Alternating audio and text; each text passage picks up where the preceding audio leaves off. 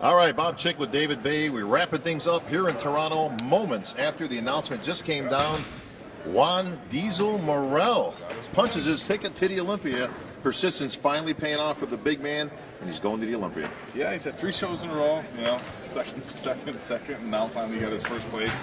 We talked to Juan last night. He said he wasn't going to go to the Olympia if he didn't win here tonight. So he's got to be happy. Putting it all on the line. Yeah, he did. He would have been sitting in a really good spot as far as the points race goes, but he had that same mindset that Branch Warren talked about in Dallas, where if he can't win a show, he's not going to go on points. Well, the guy who's probably leading on points now, John Delarosa, another great finish here, but just comes up short against his best friend and training partner, Juan Morel.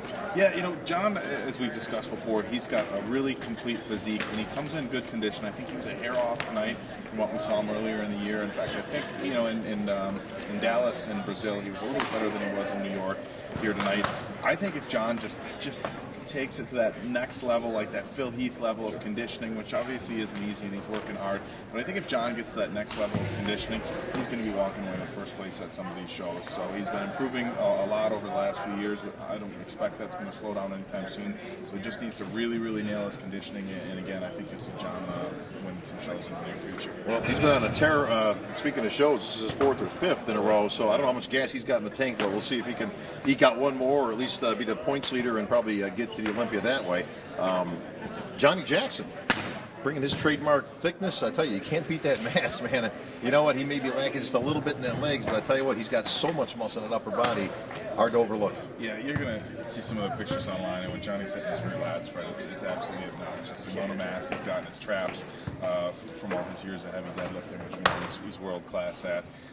His chest, his entire upper body, it's just absolutely massive. You're not going to find a lot of guys in the IFBB that are better than Johnny from the waist up.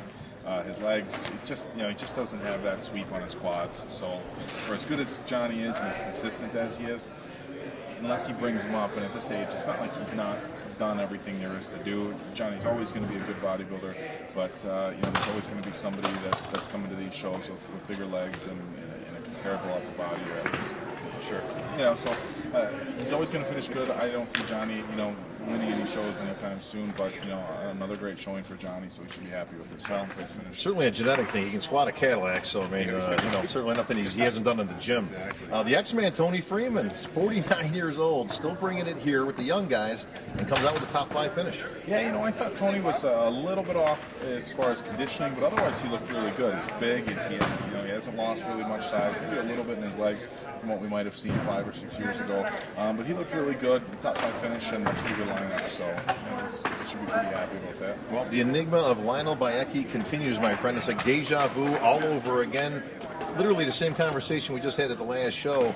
Lionel just still coming up short, still coming in at 90 percentile. I'm going to ask you the same question I asked at the last show, David. If Lionel Baye nails his conditioning here, does he win this show? Absolutely. If Lionel would have showed up even, I don't want to say he's not that good. He's not a Rami. He's not that good where he can be really off, as we've seen, and still win. But if he would have shown up at 100%, I think his physique is a little bit more complete than some of the other guys, and he's just as big. So, same answer I'm gonna give you over and over is that if he were to show up razor sharp, I don't think there's any question that he would have won tonight's show. But he wasn't. Moved down to 5th place, and he can still be off and still make top 5 in a lot of these shows. But it's just one of these things where like you said before, you just kind of sit there and shake your head that a guy that good with that much potential just can't seem to pull it all together. Well, another guy continuing to gain points throughout the year, and I don't know again how much gas he's got in the tank because he's been going for a while.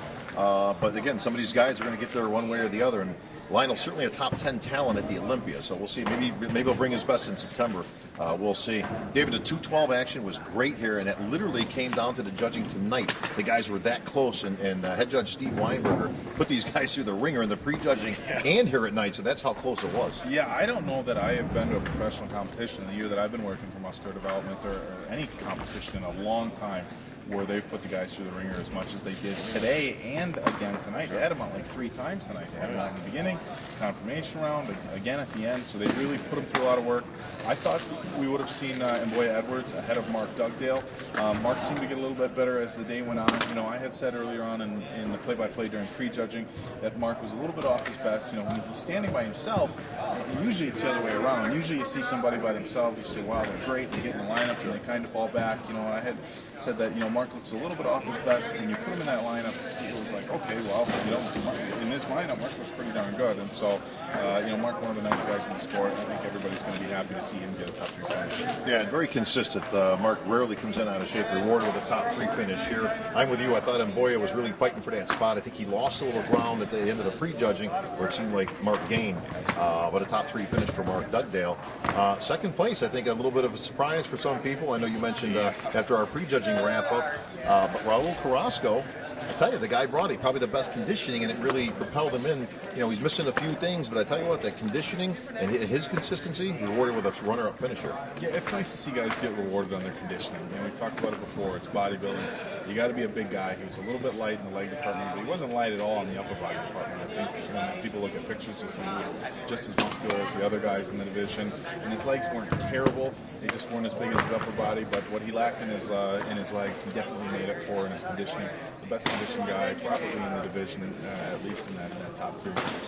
So he was impressive, and it was nice to see him get awarded for his conditioning. Well, speaking of impressive guys, it was Guy Cicherillo ending up in the winner's circle again, and I tell you what, the guy literally just continues to improve over and over and over. But you know, he's obviously qualified for the Olympia a few times now, got a few titles under his belt, but you have to consider that Guy Cicherillo at this point is a top contender for the Olympia.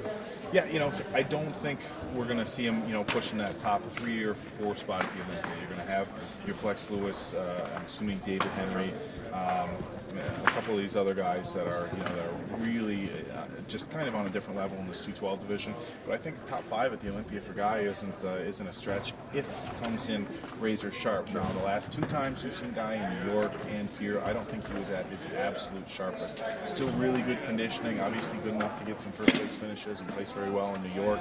But when he gets to the Olympia, he's going to have to be razor sharp. All right, David. Well, with the ladies tonight, a little bit of an upset. Jennifer Strobo comes out on top of Ann Titoni. I think a lot of people maybe would have had that switched around this morning, but both ladies look great. Yeah, I think you kind of flip-flop those 2 placings. Not a lot of people would have been upset either way. I think Ann had her strength assist, Jennifer had her strength assist. You know, Ann is strength assist. Did I just say that? It's been a long day. Add like strategery. You're just making up your own stuff now. Just making up words. Strengths and weaknesses, excuse me. You know, Ann is still coming off some illnesses and stuff like that, so she wasn't in 100%. Still good enough to get second place. But again, I don't think a lot of people are going to be too upset about Jennifer winning, and would be either if you know, if Ann was in first place. I thought Andrea Calhoun in 3rd place looked fantastic. There was a girl who I'm assuming was in 4th, Sydney Gallen, who looked incredible. So it was a really good figure lineup. Ashley Kaltwasser back on top again with a win here, your Olympia champ. I think a lot of people stunned that she actually lost the last show, but she looked great again here, and you can see why she's the Olympia champ, and it's going to be tough to beat come September. She was a little bit off in New York. I think everybody kind of saw that she's just not quite what we were used to seeing. And, you know, maybe, you know, it sounds cliche, but maybe that's what it takes sometimes. You get somebody who gets in kind of this rhythm of first place, and maybe they let off the gas a little bit. You know, they get a kick in the butt with the second place finish, and it's like, hey, you know, better get back to what I've been doing that's going to help me win. And she was definitely improved tonight from New York and got rewarded as such. Well, and usually she's very consistent, so that was kind of a one-off as far as I'm concerned, but that's just part of her strengthness. So it's been a long day. Yeah, it is. Well, listen, we're going to bring in the champ right now. We got Diesel himself, your Toronto Pro champion. Let's bring him in. Juan, congratulations, buddy. You did it. How you doing? I'm speechless. I mean, I feel extremely good. Going to the O. I'm just speechless right now. I'm just so excited. I mean, taking everything in, and you know, it's a great lineup. Competed against John, my family, Johnny Jackson, the X-Men. You know, these guys are Johnny Jackson and the X-Men are guys who I followed in the magazine. I was just first getting into training, just in general, and to compete next to these guys and it's amazing. Well, Juan, you were battling. I know we were trying to talk in New York, whether you won or lost. If you point your way if you had to the Olympia, you were adamant, yeah, maybe I'll think about it, but I really want a victory and feel like I belong on the Olympia stage. You got that victory here tonight, and I got to assume that you're just ramped up and ready for the Olympia. Yeah, you guys will see me in September at the Olympia. So for now, I'm take a few weeks downtime. Still gonna be training, just a little, little off the diet, and then 12 weeks out, I'll start getting ready to go. Got it. Juan, congratulations once again. You're 2014 Toronto Pro champion. Juan Morel, we'll see you on the Olympia stage, my friend. Thank you so much. You got it. Let's bring in the 212 champ, Guy Cisternino. Come on in, Guy. Love you, buddy. All right, there's the champ. Well, another victory, another notch on the belt, brother, and a hard-fought victory. Me and David were just commenting. Steve Weinberger putting you guys through the ringer in the prejudging and at night. It was that close, but all you three guys in that top call-out in great shape. That was crazy, man. I thought I was going down after that. I walked in the back and I threw a towel down. That was the hardest I've ever worked on I stage. think you didn't throw it out because that would have been the end of you. Yeah, I'd have been done waving the white towel. I'd been done. But yeah, he kicked our ass on stage. But that makes for a good bodybuilding show. It sucks sometimes when I think there was one year when Kai Green won the New York Pro and everybody's like, oh, it's Kai and then everybody else.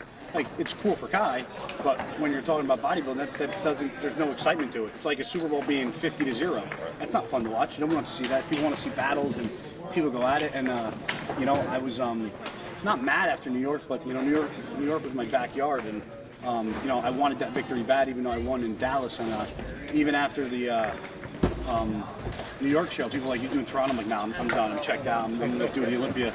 And I thought about it. I'm like, I'm in shape. Like, I want to go into the Olympia with a win and some momentum. So I came to Toronto, and I didn't know what was going on today. I didn't know. I really didn't. Well, you know what's going on now, and that is, of course, a victory. Olympia coming up in September, the 212 Showdown on Olympia weekend. Joe Weider's 50th anniversary, so an extra special one coming this year. Congratulations, Guy. What can I say, man? You did it again, bro, and we'll see you in September. Yeah, man, can't wait. And by the way, if you guys got any questions or answers, just signed with MD. Got my Q&A section up and running. Any questions and answers, just hit me up and I will get back to you ASAP. Got it.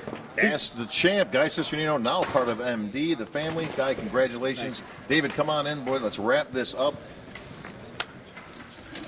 Great competition here. The IFBB representing well here in Toronto. Another great job by Ron Hache and the entire crew. A little bit of business tomorrow with the men's and women's physique. We'll be back at the expo for a full day. And then the IFBB train continues on. I believe we're in Chicago.